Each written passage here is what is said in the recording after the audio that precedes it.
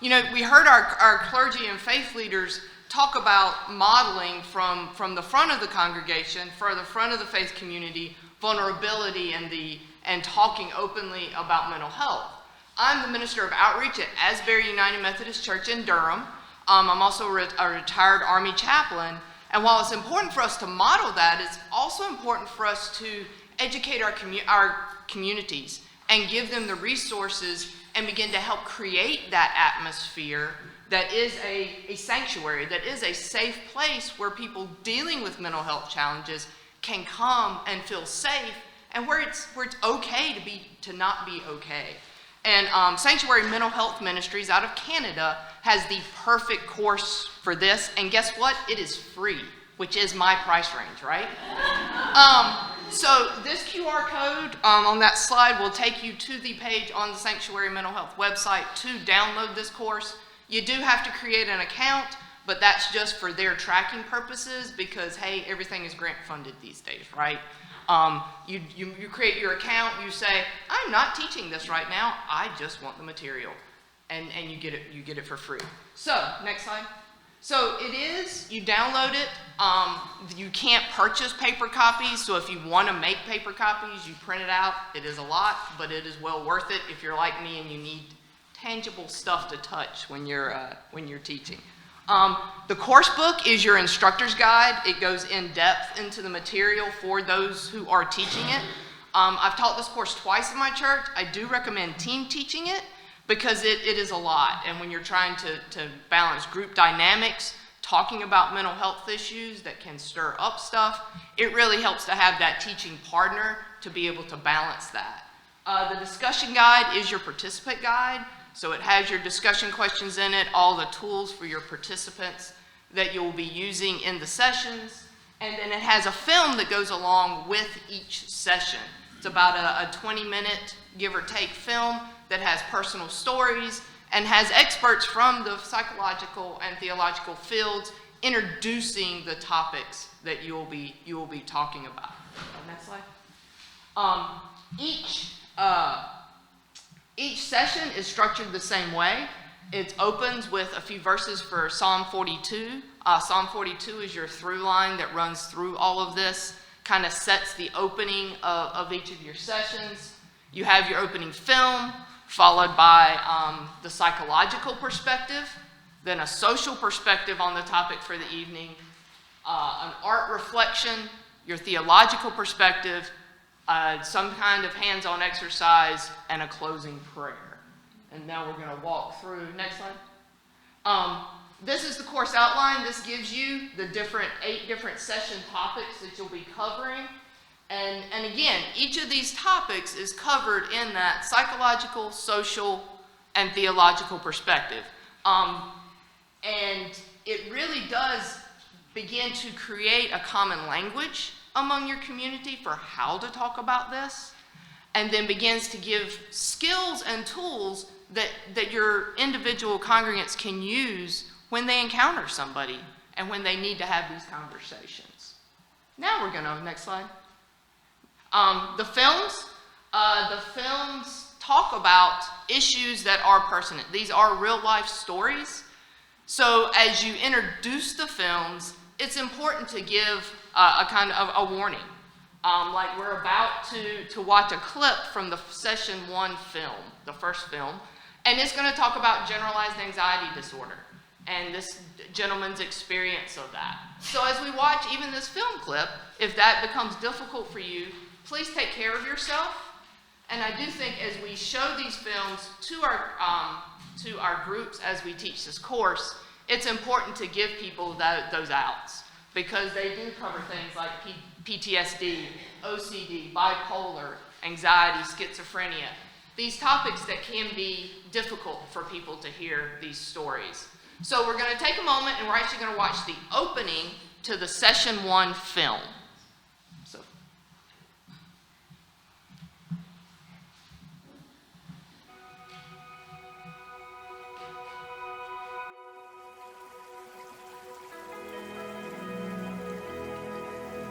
As a deer longs for flowing streams,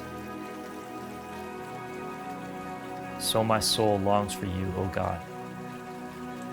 My soul thirsts for God, for the living God.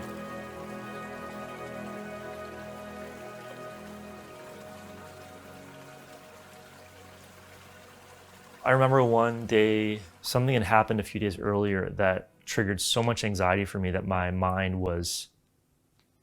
couldn't stop, and I was getting increasingly depressed. And then I had, for the first time ever, a panic attack. I was so worked up. I felt like life was about to end.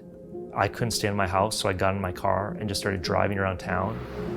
I was hyperventilating, didn't know what to do. And out of the blue, one of my buddies from university called me. I just said, I'm not doing well. He said, you shouldn't be alone right now. You need to call somebody. It was just enough to kind of like nudge me to call my pastor, call up his house, he picks up, and just tell him, I'm not doing well. Is there any chance we could talk? He said, yeah, I'll meet you in my office in 30 minutes. Meet him in his office.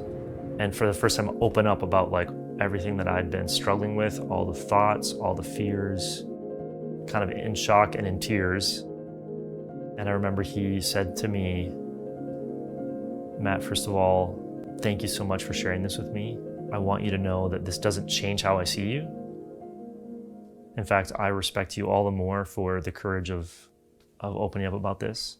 I love you, God loves you, and we're gonna walk through this together.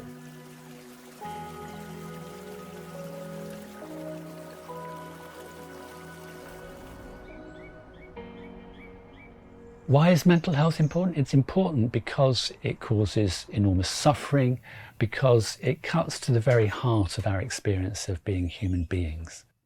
I, as a Christian, would say that it cuts to the very heart of our experience of being human in relationship with God. It's at the heart of our faith. It's at the heart of who we are as human creatures. And we need to get a much better understanding of that across the divisions between church and healthcare and wider society. I believe God is concerned about us as whole beings. He's not just concerned about our spiritual health. God's concerned about our spiritual, mental, emotional, psychological, cultural, family life, economic life. God is concerned about all of it. And quite frankly, Jesus came because God is concerned about all of it. And quite frankly, Jesus' mission has to do with wellness in all of those areas. The church is made up of people, and people and their experiences of suffering matter to God. And so when we think about why mental health issues should matter to Christians and to the church, it's because people and people's suffering should matter to the church, and because it matters to God.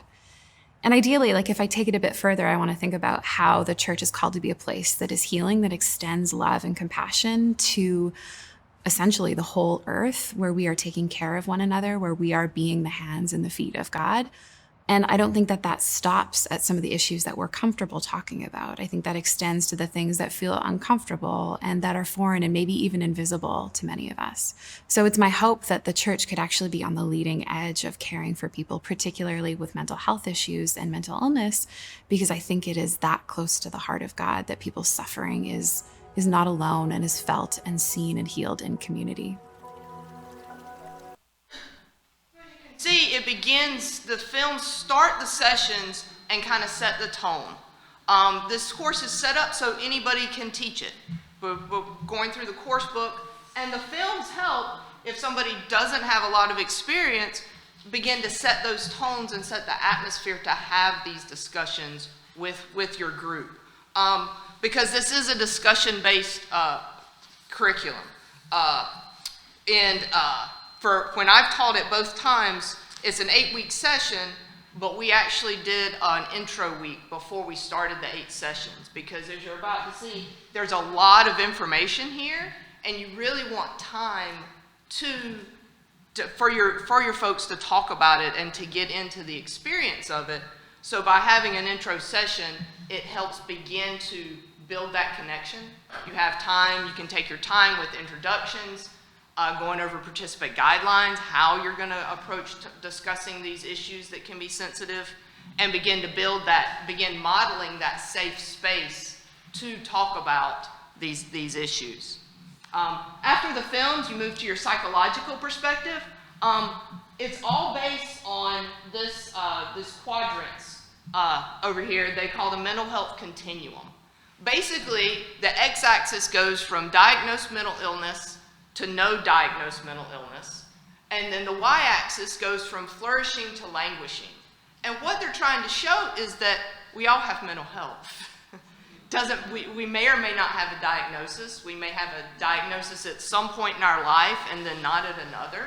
Some diagnoses actually resolve. But we can be languishing and not have a mental health diagnosis. Or we can be flourishing and have a mental health diagnosis. And so it begins to help folks see that while this is something we don't always talk about, it is something that affects all of us. And it does really well helping develop that base level of understanding in your faith community, as well as a common language to begin discussing it. Next slide. Then it moves on to the social perspective. So this begins to examine what is our role of community in mental health. And as we all know, and as we've heard today, that community plays a vital role. The Surgeon General in 2023 came out with a study called The Epidemic of Loneliness, right? That so many adults in our world are dealing with loneliness, and even the Surgeon General in one of his pillars mentioned faith communities as a way to combat that. And so the social perspective in this course begins to let you see and show your community how the community can become that sanctuary. It begins to help folks develop skills of how to come alongside someone dealing with a mental health challenge. Next slide. So this is one of the cool parts of the curriculum, I think, is that each session has an art reflection. I think we're going to leave the lights off so maybe you can see the art a little better. But these are unique pieces, and then they have reflection questions. So while there is talking and teaching in this, and then there's discussion, then there's these hands-on ways to engage creatively with the topic of mental health. And they're very engaging artwork. This one on this side with the tree is from session 8 for when it talks about recovery. And then it gives you discussion questions like, what does this piece say about recovery and resurrection? So it begins to engage the creative parts of our brain as we think about mental health and how we engage. We actually, after this course, started using more art in our worship services. I lead a contemplative prayer service once a month, and we added an art reflection to that contemplative prayer service because that creative outlet is a way we can begin to find words and language for things that we may not have had before. Next slide. Then we move on to the theological perspective. The first, in session 1, when you get to the theological perspective, one of the main points is that we've talked about the mental health continuum, and you ask your class, before you draw the circle, where's God in this? And the answer is God's around all of it. And so each one of these theological perspective sections deals with, it gives you a scripture, and then it deals with the role of lament, which we've already heard talked about here today, right? It deals with our identity as in relation to God. Again, topics that we've heard and we've talked very openly about here today. Faith communities often have a hard time doing that. That was my experience when I came back from Iraq, is I came back to a faith community that had no clue what to do with me coming back from Iraq, and I was going through breast cancer treatment. They didn't know. And so just pray harder. Go read your Bible. Sure, right? I'm a chaplain. I've got a Master of Divinity. I think I've done that a little bit, right? But this theological perspective begins to bring out those perspectives on suffering. And I think one of the cool parts and one of the challenging parts in leading this you're going to have people that have different perspectives on that. One of the examples I like to use is, I know we've all heard it, and we'll see how many people cringe like I do. God won't put more on you than you can handle. Oh, yeah, right? Like, it hurts me physically to say those words out loud. Because to me, that's just bad theology. However, one of my really good friends, Crystal, the first time I was teaching this, I was using that as an example, and Crystal raises her hand and says, "But I like that."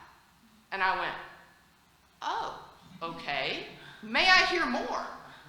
And for her, that was, when she hears that phrase, she hears, God's with me in this, and God's not going to let me get overwhelmed. And I went, I've never thought about it that way before, right? So it's making that space for whatever faith helps the person as they're dealing with these challenges, and being open to different people having different perspectives. And then that's the beauty of this coming together and the discussions that happen, is then you have space for all of this. And as people come to your congregations that are struggling, there's room for whatever, and different people can come alongside different people at different times. Absolutely. What do you do when you have no faith? You don't love, you don't believe in God. In my experience as a chaplain in the military, everybody has something ethical, moral, something that guides them when they get in the middle of tough times. I've walked with atheist soldiers in the middle of some very difficult situations. And to me, everybody has something inside them that helps guide them. And tapping into that is the hard part. So I believe God, I don't believe in it, and they're in crisis. Absolutely. Don't have Absolutely. But there's something in there, and it's helping them identify what is in there. And also in my experience, as you walk with people through those hard times, even some of those people who may start with, "I don't believe in God," I've seen people develop that there is something bigger than them, whether they call it God or not. There is something bigger, but we have to meet people where they are. I call it a loving first model, right? We love people. They don't have to believe in God. I still love you. And then that leads us in situations where people are more open to hearing what we have to say. Next slide, and feel free to ask questions as they come up. So the last two parts of each session are exercises. These are practical application, interactive. It's listening exercise, prayer models, companioning skills, breathing exercises. I think the important thing as leaders leading this is knowing your group. Because if you haven't figured it out yet, somebody's bored. Here we go. This is a lot of material to get through in an hour and a half. So what I found, and my team teachers that taught with me found, is that you get the feel of your group, and then you figure out, like, the Lectio Divina, if you've ever done that exercise, that is not a 5-minute exercise, right? So we actually didn't do that in either time I taught this course, because we didn't have time to do it well. And we let go of that part, and then it gave us more time to discuss the things that needed to be discussed. The first time we taught this, I ended up with a group of mostly caregivers dealing with either young children or adult children with mental health concerns. So it gave time for them to discuss more about what was personally going on in their lives. And then each session has a closing written prayer that's beautiful. And this is also where your own creativity can come in. When we use this prayer, as it begins, "Father, you hold all us flickering flames." We actually did this with candlelight. And it made a very worshipful experience as we brought the sessions to the close. So that's the other brilliance of this curriculum, is it gives you room also to use your own creativity and your own ways to tailor it to the needs of those in front of you. I think that's next slide. Yeah. So this is my contact information. If you can't tell, I love this curriculum. Both times we taught it at my church, we ended up with new people coming to the church. After the first time, we came to the last night, and the group said, but we don't want to stop meeting. And so we called it Sustain, and it became monthly discussion groups. After we taught it the second time, that evolved into now we have a ministry called Oasis. We call it Nourishment for the Soul for those living at the intersection of faith and mental health, which is really all of us. But we have 2 nights. Now we get together twice a month. We have one fun game night where we get together and just have fun and then end with a faith component called a Jesus story. And then on the second night, we have right now we're doing a campfire story time, kind of a moth story hour kind of esque night, where people can share personal stories. And then we end with a faith component. So it started with Sanctuary and now has grown into a more comprehensive way that our congregation at Asbury helps come around those dealing with mental health challenges. So, any questions?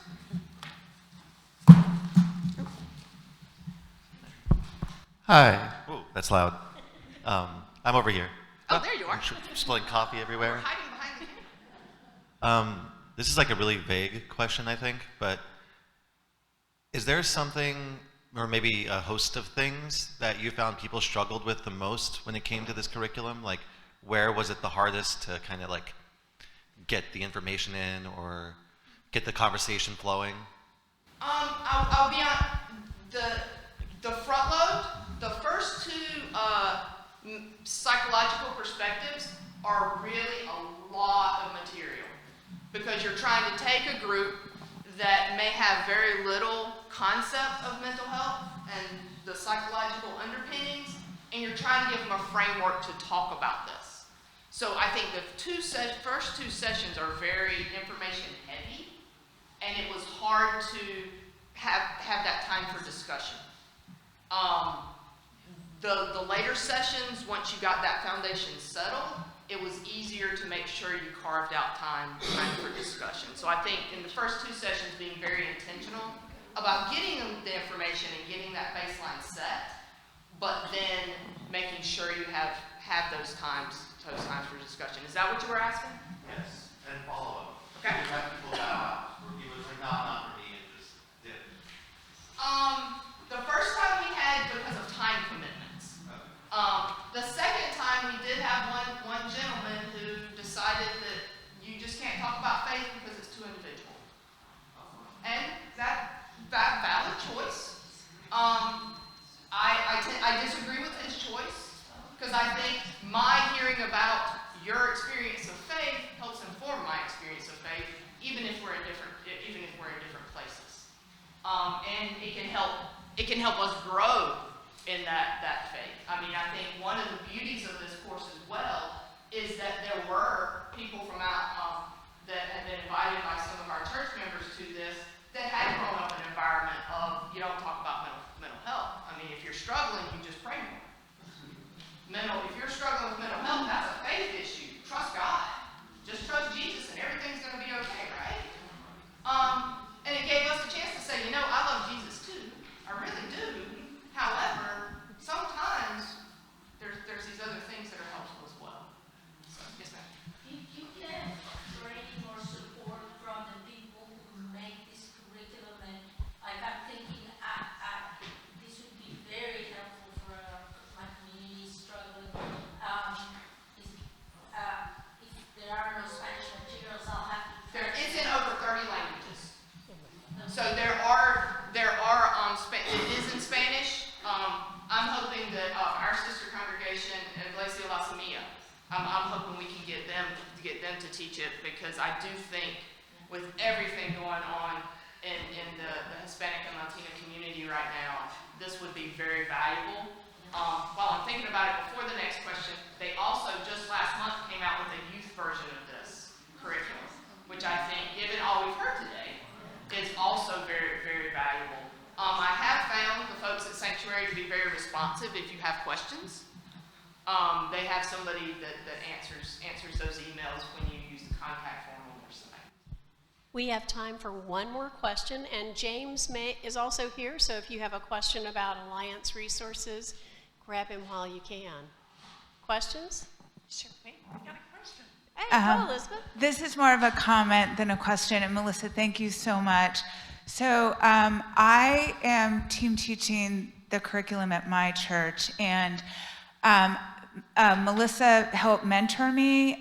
So I just want to let you all know that there are congregations in this area that are teaching the class. You can go and join them and see how they're teaching the classes. And I think it is interesting because different groups will have different areas that they want to focus on, different ways that they are connecting with the curriculum. And so it can be a very rich experience and a very different experience every time you teach it. Absolutely. Yeah. And one of the benefits of me being medically retired from the Army and living off of your tax dollars is let me know. I make up my schedule as I go. I'd love to have a conversation. I love this material. I love what it's done for our community at Asbury. And I think our faith communities desperately need more of this, especially in our